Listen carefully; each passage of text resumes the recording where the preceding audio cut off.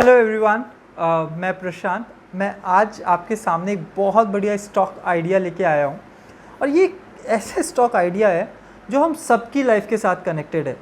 और ये stock idea Covid के टाइम में मल्टी बैगर बन गया है, तो केवल लास्ट 2 महीने में ही बहुत ग्रोथ की है। और जबकि इसके फंडामेंटल कुछ इसके साथ नहीं है, फिर भी ये स्टॉक बहुत चल रहा है और अभी भी इसके काफ़ी चलने की उम्मीद है, क्योंकि अब इन्वेस्टर काफ़ी हद तक इसको एक काफ़ी अलग तरीके से एक बिज़नेस देखने लगे हैं। तो देखते हैं ये कौन सा स्टॉक है जो कोविड के टाइम में काफ़ी बदल गया। और प्लीज़ आखिर तक देखिएगा, क्योंकि हम केवल इन 3 सवालों का जवाब नहीं और बहुत कुछ चीज़ों के बारे में इस स्टॉक से रिलेटेड बात करने वाले हैं। और आखिर में मैं उम्मीद करता हूँ आपने हमारे वीडियो को अब तक सब्सक्राइब कर लिया होगा, बिकॉज़ ये बहुत ज़रूरी है हमें और बहुत सारे लोगों तक पहुँचने का और आपको हमारी लेटेस्ट वीडियोस के बारे में पता करने का। तो बहुत आसान है, नीचे सब्सक्राइब का बटन दिख रहा होगा और उसके बराबर में एक घंटी आएगी, उसको क्लिक कर लीजिएगा। तो चलिए आज के आइडिया के बारे में बात करते हैं। तो दर्शन मेहता ने अभी एक बहुत इंटरेस्टिंग ट्वीट किया कि इन्वेस्टमेंट पीछे कहीं पे भी हो, चलता वोडाफोन ही है। और मुझे बहुत सही लगा, क्योंकि इस वक्त वही हो रहा है वोडाफोन में। रिलायंस भी इन्वेस्ट करता है, या कोई न्यूज़ आती है कि अमेज़न एयरटेल के साथ कोलैबोरेट करने वाला है, पर स्टॉक जो उठ रहा है वो वोडाफोन ही। वीडियो को स्टार्ट करने से पहले एक छोटा सा डिस्क्लेमर। तो मैं ये वीडियो इसलिए बना रहा हूँ जिससे आपको थोड़ी सी उस स्टॉक को एनालाइज करने में हेल्प हो जाए, और साथ में कोशिश ये है कि अगर आप भी मुझे बताएं अपने आइडियाज, तो हम दोनों उससे एक अच्छी थीसिस बना पाए कि स्टॉक अच्छा है भी या नहीं। मैं सेबी के साथ रजिस्टर्ड नहीं हूँ, तो प्लीज आप अपनी रिसर्च जरूर करें, और अगर आप पैसा डालने की सोच रहे हैं तो अपने फाइनेंशियल एडवाइजर से जरूर सलाह लें। अब क्या खास है इस वोडाफोन स्टॉक में, तो अगर हम देखें तो आप देखेंगे कि 6 महीने में ये स्टॉक इस वक्त अपने 52 वीक मतलब 52 वीक हाई पे है। सो वेरी इंटरेस्टिंग कि जहां गिर रहा था ऐसा कुछ चेंज नहीं हुआ। अगर मैं इसकी बात करूं दिसंबर से, but somehow this stock is touching its 52 week high on a daily basis. साथ में अगर आप 1 महीने की भी बात करें तो स्टॉक ने काफी अच्छे रिटर्न दिए हैं, और ऊपर की तरफ कर्व बनाता हुआ दिख रहा है हमें। तो काफी सही इसने अपटिक किया है, और इस फ्राइडे को ही उसने 20% तक की ग्रोथ दिखाई है। तो before we start, let's look at the history of telecom sector. और काफी इंटरेस्टिंग है। तो आप देखेंगे काफी प्लेयर्स ने इस स्पेस में आए, और पर ये स्पेस में आना इतना आसान नहीं है, और बहुत सारे प्लेयर्स को अपने ऑपरेशंस बंद करने पड़े। और लास्ट हमारे पास रिलायंस कम्युनिकेशन था जिसने 2019 में ऑपरेशंस बंद किए। So what you need to understand is it's not a easy sector, because पहले आपको बहुत सारे टावर्स बनाने पड़ते हैं पूरा इंडिया के लेंथ एंड ब्रेथ पे, फॉर एन और बहुत ही डिफिकल्ट लैंडस्केप है इंडिया की। फिर आपको स्पेक्ट्रम चाहिए लेना होता है जो वर्ल्ड में सबसे महंगा है, और फिर आपको उम्मीद करनी होती है कि ये दुनिया भारत के लोग मोबाइल खरीदेंगे जिनका नॉमिनल पर कैपिटल जीडीपी कैपिटल इनकम कुछ आईफोन 11 के डबल के करीब है। तो I think this also talks about कि सेक्टर में आना कितना टफ है। तो अब जैसे हमारे पास 4 प्लेयर बचे हैं, और we should say 3.5, Reliance, Airtel, Vodafone and the BSNL. तो मुझे नहीं लगता कि आगे वाले वक्त में कोई आप एकदम से कोई बहुत बड़ा प्लेयर आते हुए इस सेक्टर में देख सकते हैं। Now let's talk about the elephant in the room. So 2016 में Mukesh Ambani entered this sector. What also happened was there was a very interesting case कि अगर आप देखेंगे एयरटेल के इनकमिंग और आउटगोइंग अप्रैल 2017 से और जुलाई 2019 तक किस तरह से थे, तो ये इस लाइन में कहीं सीधे आ रहे थे। और उसी तरफ वोडाफोन का भी आपका काफी हद तक यहाँ पे था, और ये कम हो रहा है, राइट। और जियो का ये नीचे से ऊपर की तरफ बढ़ रहा है। सो इंटरऑपरेबिलिटी चार्जेस कि जब आप कोई कॉल करते हैं और वो दूसरे नेटवर्क पे होती है, तो उस नेटवर्क वाले को दूसरे नेटवर्क को थोड़े से पैसे देने पड़ते हैं। तो 2019 में जियो ने जहां पहले कहा हुआ था कि सारी आउटगोइंग कॉल्स फ्री होंगी उसके नेटवर्क से, अब उसने कहा कि आपको इसके लिए 0.6 पर मिनट के पैसे देने पड़ेंगे। आई think that's a very interesting thing, क्योंकि इससे मुझे ये समझ आता है कि अब रिलायंस जियो वो फ्री वाले स्कीम पे ज्यादा दिन नहीं और चल सकता, और ऐसे डिस्ट्रक्टिव मॉडल्स को वो और नहीं चला सकता। दूसरी जो बड़ी डेवलपमेंट आजकल हो रही है, they have been able to sell 19.9% of the Reliance Jio for somewhere around 90,000 crores. Now, look at these players. Either they have come thinking that Jio has a lot of things in her palette, which is gonna make a lot of profit. तो मुझे लगता है ये सारे investors भी जियो को थोड़ा सा पुश करेंगे टू मेक प्रॉफिट वर्दी इन्वेस्टमेंट्स। तो वो जियो अब ज्यादा कोशिश नहीं कर सकता चीजें कंप्लीटली फ्री ऑफ कॉस्ट देने की। सो लेट्स टॉक अबाउट कि मेरा इन्वेस्टमेंट थीसिस क्या है और मुझे क्या लगता है कि दिसंबर से अब तक में ऐसा क्या चेंज आ गया है जिससे मैं बहुत एक्साइटेड हो गया हूँ इस सेक्टर को लेके। तो एक जो बहुत बड़ी चीज हुई है कि लिक्विडिटी मार्केट में बहुत ज्यादा बढ़ गई है लास्ट 6 मंथ से।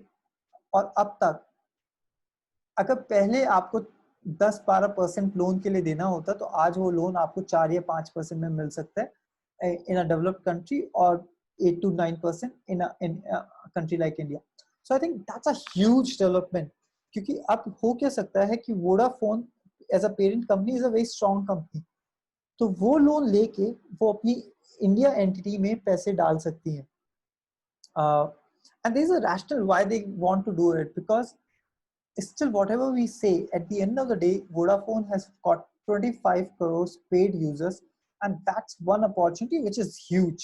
Another thing which has happened is दिसंबर में जब इन्होंने ARPUs को बढ़ाया था, तो हमें अब जो दिख रहा है कि ARPUs जो बढ़े हैं एयरटेल के काफी हद तक बढ़े हैं, एंड वी आर एक्सपेक्टिंग कि वोडाफोन के भी उसी तरह बढ़ेंगे। And I am gonna talk about why we believe. और जियो के उतने अच्छे तरह नहीं बढ़े।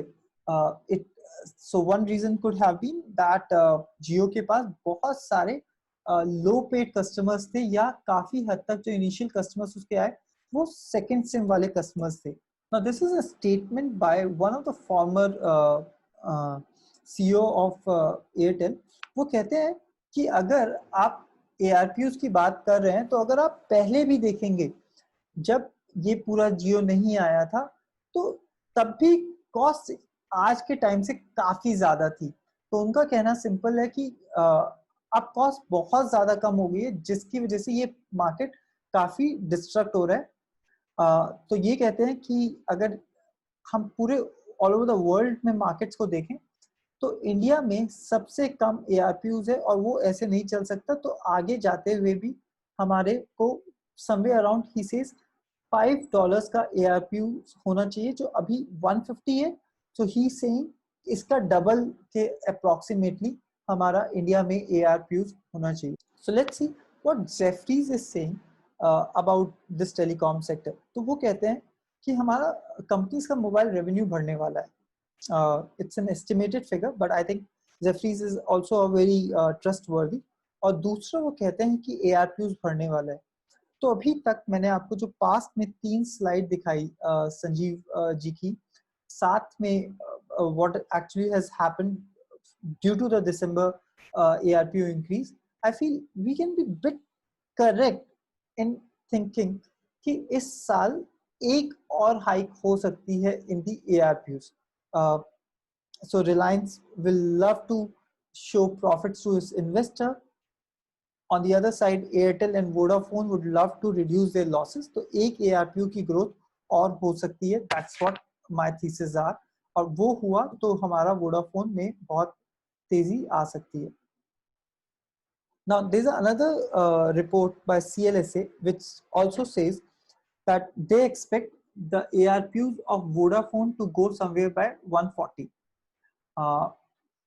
So that's a very interesting numbers, because अभी वोडाफोन का ARPU जो है वो 109 है, जो 20% लोअर है, और आई थिंक 140 को हिट कर सकता है। अभी उसने अपने इस क्वार्टर्स के रिजल्ट्स नहीं दिखाए हैं, क्योंकि Airtel has come somewhere close to that.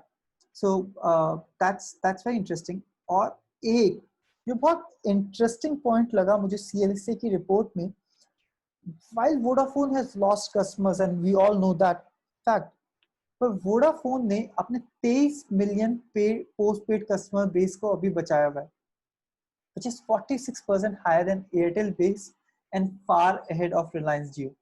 और मुझे आपको बताने की जरूरत नहीं है, पोस्ट पेड कस्टमर से ज्यादा रेवेन्यू आता है in comparison to a prepaid customer. So that's something आप याद रखिएगा कि वोडाफोन में कुछ तो खास है जो उसको बचा सकता है आगे जाते हुए। Now just some facts, Vodafone का करंट मार्केट कैप 15,804 था, और मैं अभी आपको दिखाऊंगा कि आज क्या उसका मार्केट कैप है। तो एक महीने पहले जहां 15,000 था, तो आज उसका मार्केट कैप क्या हो गया है। यहाँ पे मैंने उसके और मार्केट कैप्स को कैप्चर करने की कोशिश की, तो आप देखेंगे price has fallen drastically, 68, 53, 47, 18, 3.1, and now finally it has risen to 10.5। and the question is, क्या ये अपना वापस जाके 18, 47, 53 को टच कर सकता है?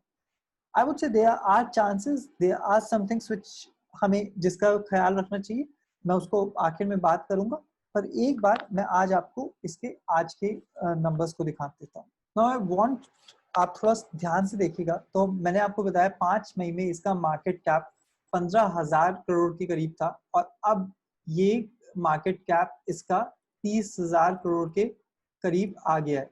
सो एक महीने के अंदर कंपनी ने डबल ग्रोथ दिखाई है। साथ में अगर आप देखेंगे इसका करंट प्राइस 10.50 है, 52 वीक हाई केवल 13.55 था, तो ये बहुत जल्दी अपने 52 वीक हाई को भी क्रॉस कर सकता है, और मुझे लगता है वो ये कर लेगा ना। सम चीजें जिसको हमें ध्यान में रखना चाहिए, इसका डेट टू इक्विटी बहुत ज्यादा है। सो इसने जो उधार ले रखा है वो बहुत ज्यादा है, इसमें क्विक रेशियो बहुत कम है। सो क्विक रेशियो होता है कि अगर आज इसको कंपनी को इंटरेस्ट पे करना पड़े, तो क्या वो इंटरेस्ट पे कर पाएगी या नहीं कर पाएगी, तो वो 1 से ऊपर होना चाहिए, तो इसका बहुत कम है, तो इसको बहुत जल्दी पैसे देने की जरूरत पड़ेगी। एक स्कोरिंग होता है अल्तमान जेड स्कोर, ये स्कोर हमें बताता है कि इस कंपनी का बैंकरप्ट होने के चांसेस कितने ज्यादा हैं। तो ये स्कोर खाली मैन्युफैक्चरिंग सेक्टर में लगता है, और ये जितना ज्यादा हो उतना अच्छा है, और 2 से ज्यादा होना चाहिए, बट वो भी इसके। तो इस कंपनी के फंडामेंटल्स से अगर मैं आपसे बात करूं, तो फंडामेंटल्स डेफिनेटली काफी हद तक इसके साथ नहीं है। पर मैंने जैसे आपको बताया कि कंपनी इस वक्त काफी अलग तरीके से देखी जा रही है। कैश फ्लोज भी अगर हम देखें, तो cash flows has been negative, तो कंपनी जितना पैसा लगाती है उससे कम ही कमा पा रही है यहाँ से। और ROC, return on capital employed, वो भी बहुत मतलब वो भी नेगेटिव में है, तो पैसा आ नहीं रहा है, पैसा जा रहा है। बट आई थिंक जैसे ही ARPUs में बढ़ोतरी होगी या इंक्रीज होगा, तो ये सब नंबर्स काफी हद तक इसके चेंज हो सकते हैं। Great, so let's come back to our presentation. और मैंने जैसे आपको बताया कि आइडिया सिल्वर जहां 2015 पे 200 रुपए का था, 2016 में 100 रुपए का आ गया, और आखिर में आते आते 3 रुपए पे इसने अपना प्राइस टच कर लिया था, और अब आके 10 रुपए हुआ। अब ये सबसे इंटरेस्टिंग इसकी जो चीज है देखने की, वो ये है कि अगर इसको अपने IPO के प्राइस पे आना है 75 रुपए पे, तो इसको 2500 ग्रो करना पड़ेगा। और साथ में अगर इसको ऑल टाइम हाई अपने आना है विच वॉज समवेयर अराउंड 200, तो इसको समवेयर अराउंड 6600% की ग्रोथ करनी पड़ेगी। I am not saying it's impossible, क्योंकि स्टॉक गिरा भी है उस तरह से, 6600 तो नहीं, बट आई फील कि ये स्टॉक जल्दी अगर सही से चला, तो ये अपना 40 या 50 की प्राइसिंग अटेन कर सकता है। तो चलिए ये बात कर लेते हैं कि किस चीज़ से आपको इसके वरिड होना चाहिए। तो मुझे लगता है कि सबसे इम्पोर्टेंट कि नवंबर से अगर हम देखें तो कुछ ग्राउंड पे ऐसा चेंज नहीं हुआ है अपार्ट फ्रॉम कोविड और रिलायंस के अंदर बहुत ज्यादा investment. On the negative side supreme court ने इसकी एडजस्टेड ग्रॉस रेवेन्यू की जो रिव्यू पिटीशन थी उसको भी जनवरी में खारिज कर दिया था। So now it is actually dependent quite a lot on the government for giving some relief in that particular bit. एक और चीज ये है कि केएम बिरला और Vodafone parent has been showing doubts of putting more money in this company. So that's something which I feel is a worry sign for me. और इसका date जो है वो बहुत ज़्यादा है, 53,000 करोड़ का है। तो इसको और बहुत जल्दी इसको पैसों की ज़रूरत पड़ेगी फॉर दैट पर्टिकुलर इन्वेस्टमेंट। तो अगर मैं बात करूं तो मेरी इन्वेस्टमेंट थीसिस 3 चीज़ों पे बेस्ड है। एक, एवरेज रेवेन्यू पर यूजर इस साल एक बार और जंप देखेगा, वो उसमें बढ़ेगा। दूसरा, Reliance can now can't play वो अपना पुराना डेविल्स वाला गेम कि प्राइस को इतने कम कर दिए कि और कोई ऑपरेट नहीं कर सकता, क्योंकि now there are lot of investors who would love to have profits out of Jio. और जियो ने हमें ये दिखाया कि टेलीकॉम सेक्टर आज के वक्त में is not look only as a telecom operator, पर उसको ओटीटी सपोर्टर भी माना जाता है और उसका कंज्यूमर बेस जो है उसके पास वो एक बहुत बड़ा उसके पास टूल है। It's very important to start looking at this sector on the investment basis. I invested some, I got out with some of my money out of this stock. I'm still tracking this sector. अभी भी मैं थोड़ा सा invested हूँ और मुझे लगता है कि ये स्टॉक समवेयर अराउंड 20-22 तक जा सकता है। सीएलएसए ने भी इसको, उनका रैशनल भी इसको 22 तक उन्होंने इसका टारगेट दिया है।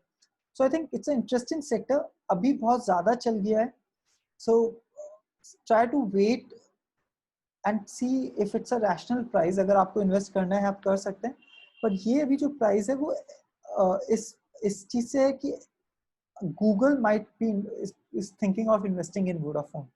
सो अगर वो होता है तो that would be a very positive news. पर अगर नहीं होता तो स्टॉक थोड़ा सा अपना प्राइस खो के थोड़ा लंबा अरसे तक आपको वेट करना पड़ सकता है। But I think it's a great story which is gonna turn around in a 1 or 2 years. Uh, and I would say it should be in your portfolio, but not to a very large extent. It's like a good bet to play. So yes, that's what I wanted to share with you today. I hope you like this video and got some of the thesis कि Vodafone में invest करना है या नहीं. So thank you everyone for watching this video.